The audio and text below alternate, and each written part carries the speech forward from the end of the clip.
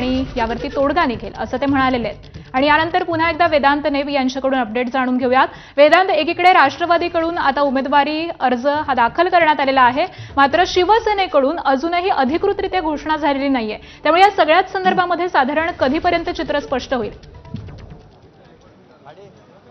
3 वाजेपर्यंत उमेदवारी अर्ज भरण्याची वेळ आहे, त्यामुळे साधारणपणे 3-3.5 तास बाकी आहेत। आणि जसं मी आधी सांगितलं की बच्चू कडू हे शिवसेना पक्षामध्ये प्रवेश करणार आहेत। त्यांनी सांगितले की आपली संघटना प्रहार जनशक्ती संघटना याचं काम सुरू राहील, मात्र पक्षप्रवेश ते करणार आहेत हे जवळपास निश्चित झालं, त्यामुळे त्यांनाच उमेदवारी मिळणार आहे शिवसेनेकडनं। मात्र दुसरा 2 उमेदवार, कारण शिवसेनेच्या दुसऱ्या उमेदवारामध्ये नीलम गोरेंचं नाव आघाडीवर आहे, मात्र अधिकृत निर्णय झालेला नाही। साधारणपणे अर्धा 1 तासामध्ये हा अधिकृत निर्णय होईल। आणि जसं आपण आत्ताच ऐकलं की महाविकास आघाडीमध्ये काहीशी बिघाडी झालेली पाहायला मिळते, कारण अंबादास दानवेंचं नाव हे अधिकृतरित्या ठाकरेंच्या शिवसेनेकडनं जाहीर करत असताना महाविकास आघाडीतील इतर 2 पक्ष आणि त्यामध्ये महत्त्वाचं म्हणजे काँग्रेस पक्षाला विचारात घेतलं नाही असं काँग्रेस नेत्यांचं म्हणणं आहे। आणि त्यामुळे तिकडे सुद्धा एक बैठक सुरू आहे आणि या बैठकीमध्ये काँग्रेस पक्ष हा उमेदवार देणार का यावर अजूनही प्रश्नचिन्ह कायम आहे। आणि जर काँग्रेसनं उमेदवार दिला तर मात्र मग महाविकास आघाडीमध्ये बिघाडी निर्माण होऊ शकते आणि काँग्रेस उमेदवार सुद्धा म्हणजे महाविकास आघाडीतले 2 उमेदवार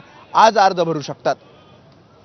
अगदी, त्यामुळे येणाऱ्या आता या 3 तासामध्ये हे सगळं चित्र स्पष्ट होईल। धन्यवाद वेदांत, अपडेट जाणून घेऊ तुर्तास धन्यवाद।